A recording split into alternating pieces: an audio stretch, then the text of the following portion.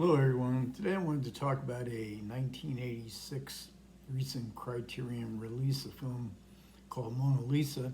This is directed by Neil Jordan. Two outstanding, sensational performances by the two leads, Bob Hoskins and Cathy Tyson. Bob Hoskins won Best Actor at the Cannes Film Festival for this movie. Also, a couple of terrific supporting performances, one by Michael Caine and the other by Robbie Coltrane. And I've been reading a book about the director, Neil Jordan, and it's a very good book. It's called From Modernism to Postmodernism, and Neil Jordan was a novelist and he identified as a modernist novelist. But as a filmmaker, he's kind of identified as a postmodernist. And Mona Lisa falls into the kind of neo-noir kind of crime film that was highly popular in the late 80s, early 90s. And by postmodern, it's an academic term, but it includes certain things like mixing genres. So we have a crime story here, a man who, Bob Hoskins plays a man named George, who is recently released from prison. He's been there for about 7 years. It's implied he took the rap for his superior, who is played by Michael Caine. He needs work. They put him to work. They put him to work driving for a high-class call girl, driving her from posh hotel to posh hotel. But these are gangsters. These are people heavily involved in prostitution, pornography. But George himself seems kind of naive. He is a street smart looking, hard-nosed thug. But he seems to be also kind of emotionally needy. And as part of the crime, a gun is introduced in the first act of the film, and as Chekhov once said, if you introduce the gun at the first act, you got to use it by the last act. So even though there's not what you would call much action in here, inevitably there will be. But in this mixing of different genres, we have a kind of a screwball comedy in the beginning, because George and this high-class call girl named Simone, and she's played by Cathy Tyson, they don't get along. They're about, they fight, they have comic misadventures in the middle of the road, almost caught by the hotel detective who is on to Simone's work. But then romance sort of evolves, and now George is kind of seeing himself as a knight in shining armor.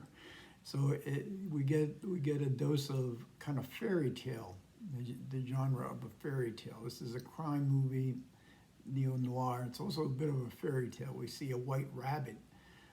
Nobody could figure out, when they were making the film, no one could figure out why did Jordan introduce a white rabbit. George is sort of going through the rabbit hole, and also another hallmark of postmodernism is the unreliable narrator. Can George trust this story that Simone is telling her? Simone wants George to be her knight in shining armor and save a damsel in distress, which is her best friend. Simone had been on the street as a prostitute, and she wants to rescue her friend who is still on the street. And George agrees to try to find her. And here we get a little bit of Dante's Inferno. He searches through a section of King's Cross where the prostitutes are everywhere. They all look battered. They all look like, and in fact are drug addicts, homeless. We see at nighttime fires, different sections of this area, and seedy hotels where all kind of nefarious activities are going on in George's search for Simone's best friend. So, and another hallmark of postmodernism is a referentialism. Other movies are constantly being referenced. Neil Jordan in the supplement says he doesn't like paying homage to older films, but nevertheless, you do see it here. You do see a shot from Taxi Driver, a bit of Graham Greene, The Third Man, Brighton Rock. The film ends in Brighton. Citizen Kane, Michael Caine is has in the time period that George has spent in jail and pornography has become a big business, and Michael Caine is now an impresario of a sort of review. I think it was based on something called Raymond's Review, and you see him walk across the stage, and Michael Caine walk across the stage with these scantily clad dancers milling all around him in a circle. But also in George's quest to find Simone's girlfriend, and to save her from this terrible life that she's in.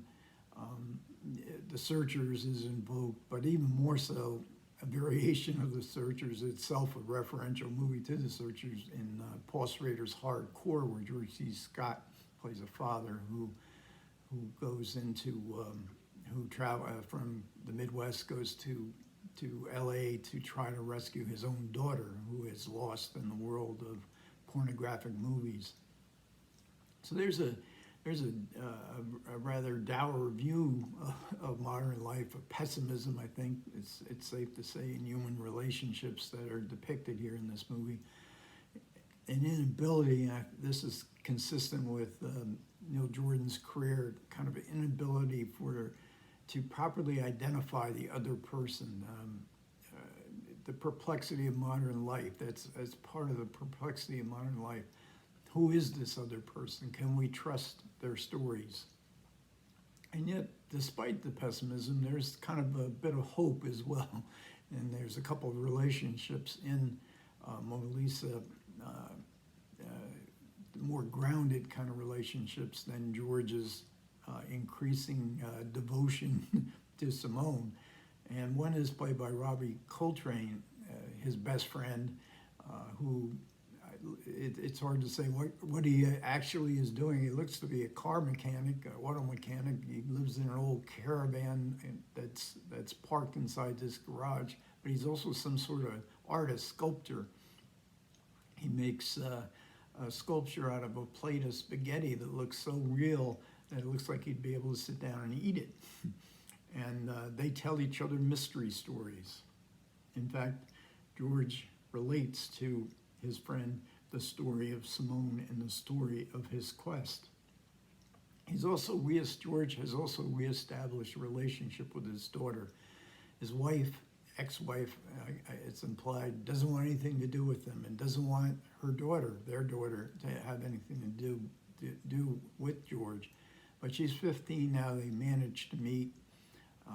So we see this kind of grounded relationship and this kind of hopefulness for George in the future. And in the extras, this Blu-ray is a upgrade from a previous DVD in the Criterion collection, and the commentary by Neil Jordan and Bob Hoskins is ported over, and I think there's a commentary, and then there is a couple of others. There's another one that comes from Arrow that has some interviews with the producer and with the co-writer of Mona Lisa. And then and that's from, I think, 2015, but there's a new 2021 interview by Zoom with Cathy, Tyson, and Neil Jordan.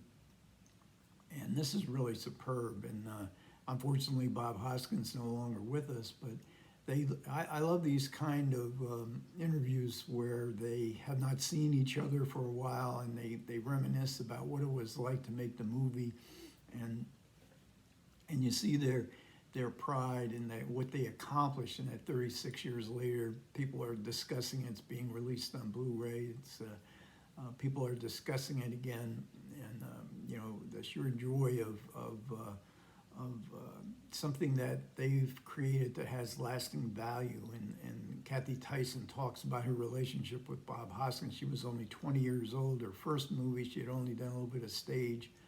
How lost she felt. She could do dialogue. She was comfortable with the dialogue, but what do you do when you don't have dialogue in a movie? And there's lots of times in movies and when that happens, and she had to go by Hoskins and Jordan's advice to do less, to try to convey emotions through your eyes. So this is a great addition in the Criterion. Then we have a fold out with an essay with some good artwork. I like the artwork on the cover here, and that artwork is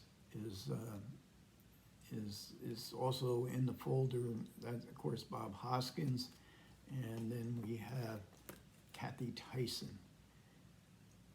So Mona Lisa, one of the better film noirs, I think. A nice addition to the Criterion channel. I really enjoyed it, and I enjoyed all the extras involved as well. Okay, that'll wrap this one up. Thanks as always for everybody who managed to listen to me this far. I really do appreciate it. Comments are welcome. You guys take care.